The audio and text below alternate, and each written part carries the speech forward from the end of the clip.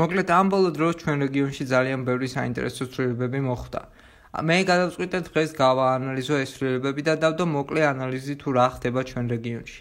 პირდაპირ ვიტყვი, რომ ჩვენი მთავრობის გამო საქართველოს ყველაზე ნაკლებად გამოირჩევა კარგი ამბებით.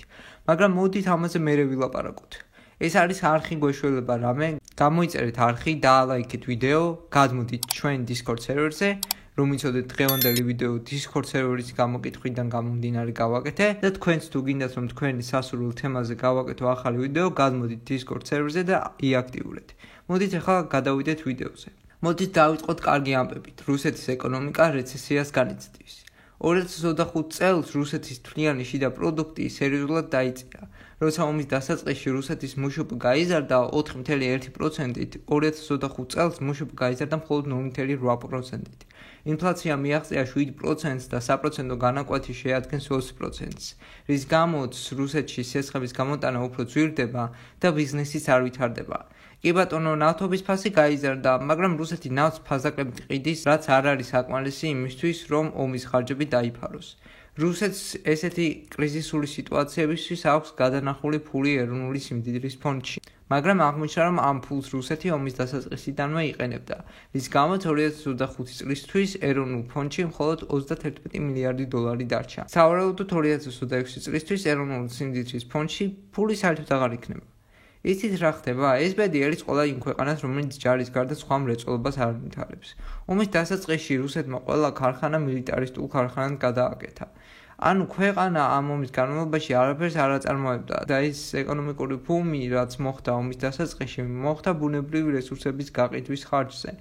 რას მოიმოქმედებს რუსეთი ამ სიტუაციაში არ ვიცი. როგორც ვიცით, უკრაინის ომში რუსეთი უკან დახევას არ აპირებს და როგორც არ უნდა დამთავრდეს უკრაინის ომი, რუსეთის ეკონომიკა მაინც განადგურების პირას არის. რა თქმა უნდა, რუსეთს იმდენი პრობლემა აქვს, რომ უკვე აღარც არის არც ირანისთვის, არც ნატოსთვის და არც ჩვენი რეგიონისთვის. სომხეთმა წარმატებით დაიწყო ევროინტეგრაცია და ევროკავშირმა უკვე დაიწყო პროცესი სომხეთისთვის ვიზა ლიბერალიზაციის მინიჭებაზე. სომხეთს, როგორც გვახსოვს, ძალიან კარგი ურთიერთობა აქვს რუსეთთან. ყოველ შემთხვევაში ქონდა. რაზეა საერთოდ ლაპარაკი, თუ სომხეთი დღემდე არის დსთ-ს წევრი, მაგრამ ეტყობა, რომ სომხებიც კი მიხვდნენ, რომ რუსეთი არ არის სანდო პარტნიორი და ერთადერთი სწორი გზა ქვეყნის გასავითარებლად არის ევროინტეგრაცია. გამოუვა თუ არა სომხეთს ევროინტეგრაცია? რავი, რატომაც არა. როგორც ვხედავთ, რუსეთი საკმაოდ სუსტდება და ახლა მომავალში რუსეთს იმდენი პრობლემა გაუჩნდება, რომ ნახეთ ვერ მოიცრის სომხეთისთვის. სასაცილოა, რომ ჩვენ ამდენი წელი ვცდილობდით ევროინტეგრაციას, ვიზა ლიბერალიზაციაც გვქონდა და აი ასე, უბრალოდ რადგან ჩვენ მთავრობას აღარ აწყობს ევროპასთან თანამშრომლობა, ამდენი წლის შრომა წყალში ჩაიყარა. თან ძალიან საინტერესოა ის თუ რატომ მოახლოვდება სომხეთი ევროპას და რუსეთს მხარს უკვე აღარ უჭერს. არის სხვადასხვა მიზეზი, ჩემი აზრით ყველაზე მნიშვნელოვანი არის ყარაბაღის კონფლიქტი, სადაც სომხეთი დამარცხდა და ყარაბაღის ტერიტორია დაკარგა. ამ ომში სომხეთს რუსეთის დახმარების იმედი ჰქონდა, მაგრამ სამწუხაროდ რუსეთმა სომხეთს საკმარისად არ დაიხმარა და პლუს რუსმა სამშვიდობოებმა არ გააჩერეს აზერბაიჯანის ოპერაცია ყარაბაღში. სომხებმა ეს მიიღეს როგორც რუსეთის ხალატად. როცა დაიწყო უკრაინის ომი და სომხეთი მიხვდა, რომ ეს ომი ძალიან გაიწერება რუსეთისთვის, სომხეთმა უკვე დაიწყო ევროპასთან დაახლოვება. პრობლემა იმაში მდგომარეობს, რომ სომხეთი ამდენი ხნის განმავლობაში ძალიან დამოკიდებული იყო რუსეთზე, როგორც ჩვენ ქართველები. მაგრამ სომხეთი მიხვდა, რომ რუსეთის არასტაბილურობამ და იზოლაციამ შეიძლება სომხეთის ეკონომიკა დააზარალოს და ჯობია ევროპელებთან დაიწყოს თანამშრომლობა.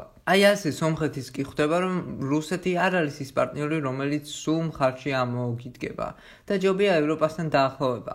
მოდით ახლა ვილაპარაკოთ აზერბაიჯანზე. მგონი ყველა ძალიან კარგად ხვდებით, რაზე იქნება ახლა ლაპარაკი. ლაპარაკი იქნება რუსეთსა და აზერბაიჯანის გაფუჭებულ ურთიერთობებზე. მოკლედ, რუსულმა სპეცსამსახურებმა მოაწყვეს რეიდი ეკატერინბურგში, სადაც ათასობით აზერბაიჯანელი მოქალაქეები სახლში შეიჭრნენ და ისინი სასტიკად ცემეს. 50 აზერბაიჯანელი მძიმედ დაშავდა და 2 აზერბაიჯანელი დაიღუპა სამწუხაროდ. ალიევი ითხოვდა, რომ დაწყებულიყო გამოძიება და დაესაჯათ ის ადამიანები, რომლებიც პასუხისმგებლები იყვნენ ამ რეიდზე. რუსეთმა ეს მოთხოვნა დააიგნორა, აზერბაიჯანმაც არ დაიწყო დიდი ხანი ფიქრი და შეწყვეტა ყველანაირი დიპლომატიური ურთიერთობები რუსეთთან. აზერბაიჯანელები ამ ბოლო კვირის განმავლობაში იჭერდნენ სხვადასხვა რუს მოქალაქეებს სხვადასხვა მიზეზების გამო.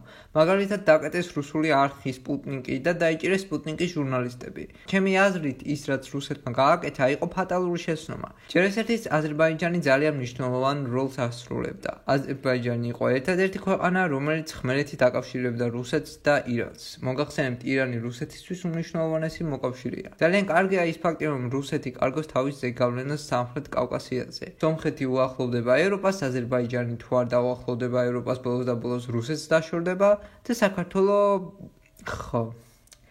მოდით ახლა ვილაპარაკოთ საქართველოზე და ხო, სამწუხარო ამბავი არის ის, რომ საქართველოს რეგიონში ყველაზე სუსტად და ცუდად გამოიყურება.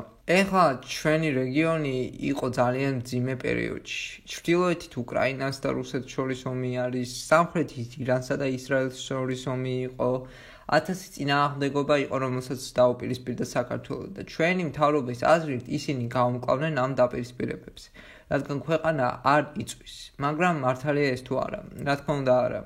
ქვეყანა არ იწვის მხოლოდ იმის გამო, რომ არავის არ ცალია ეხლა საქართველოსთვის. და რავი, რუსეთს რო რაიმე ისეთი გაიკეთებინა, როგორც აზერბაიჯანელ მოქალაქეებს გაუკეთა. არ მგონია, რომ ჩვენ მთავრობა საერთოდ ხმა ამოიღო ესეთ ტრაგედიაზე. როცა ყველა მიხვდა, რომ რუსეთი არის ნომერ პირველი მტერი, საქართველო ჩამოშორდა თავის მთავარ მოკავშირეს, ევროკავშირს. მალე ვიზასაც გაგვიუქმებენ და საქართველო რჩება იზოლირებული. იმის მაგივრად, რომ ჩვენ ვიყოთ ლიდერები და ჩვენ ამოვიგეთ აზერბაიჯანს და სომხეთს მხარში, იმ აზრის, რომ ხო ხედავთ, ჩვენ ამდენი ხანი ყველაუბრალოდ კი არ ვებრძვით რუსეთს. რუსეთი მართლა ჩვენი რეგიონის ნომერ პირველი მტერია. იმის მაგივრად, რომ გამოვაყენოთ ეს სიტუაცია და გავერთიანდეთ ჩვენ მეზობლებთან ერთად ერთი იდეის ირგვლივ, რომ აი ნახეთ რა საშიშროება ჩრდილოეთით რუსეთია, რომელსაც არ ადარდებს არც სომხების და არც აზერბაიჯანელების სიცოცხლე. და მოდით გავერთიანდეთ, რომ ერთად გავარანტუროთ ეს ბროტების იმპერია. იმის მაგივრად, რომ გავერთიანებულიყავით იმ იდეის ირგვლივ, რომ ირანის არის საშიში და ირანსაც უნდა თავისი გავლენის გაფართოება კავკასიაზე, ჩვენ ეს ყველა შანსი ვერ გამოვიყენეთ. ამის მაგივრად ერთმანეთით დავხოცეთ იმის გამო, რომ ზოგი ისრაელს მხარს უჭერდა ამ ომში, ზოგი კიდევ ირანს უჭერდა ამ ომში მხარს.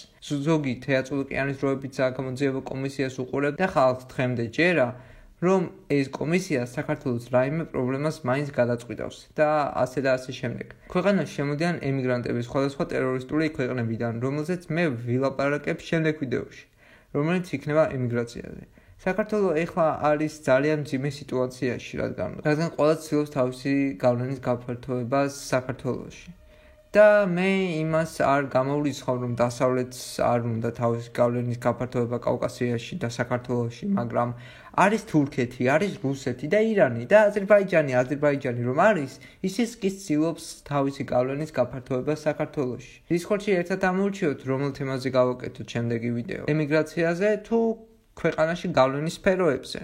ანუ აი მაგალითად ირანი რო ცდილობს საქართველოში გავლენის გაფართოებას, ან თურქეთი რო ცდილობს, ან ჩინეთი რო ცდილობს და ნუ რუსეთი და ასე შემდეგ რა გადავიდეთ დისკორდში და ერთად ამოვირჩიოთ ახალი ვიდეოს თემა.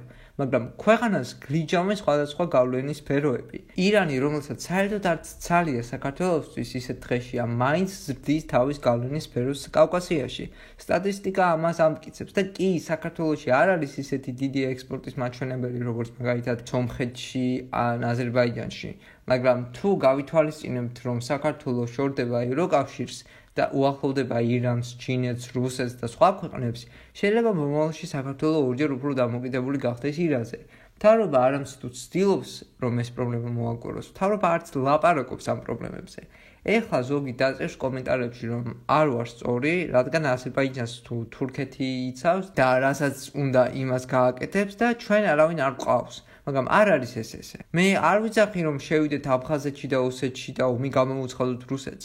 მე ვამბობ, რომ როცა არის შანსი, რომ რეგიონში ჩვენი ლიდერული თვისებები გამოვაჩინოთ, რომ გავაერთიანოთ ჩვენი რეგიონი იმის ხარჯზე, რომ არსებობს საშიშროება და ჩვენ ახლა ერთად თუ არ დავდექით, ომი ჩვენ რეგიონშიც დაიწყება. სადაც ფაშინიანი ერდოღანს ხვდება, რომ სომხეთმა დაიწყოს თურქეთთან დიპლომატიური ურთიერთობები, გაგახსენებთ სომხეთი ბრალს ადებს თურქეთს, რომ 1914-1918 წლებში თურქეთმა მასობრივი სომხების გენოციდი დაიწყო, რომელსაც ემსხვერპლა 100,000-ობით სომეხი, დროა რომ სომხეთს და აზერბაიჯანს შორისაც დამთავრდეს დაძაბულობა და ყველამ დაიწყოთ უკვე უფრო გლობალურ პრობლემებზე ფიქრი.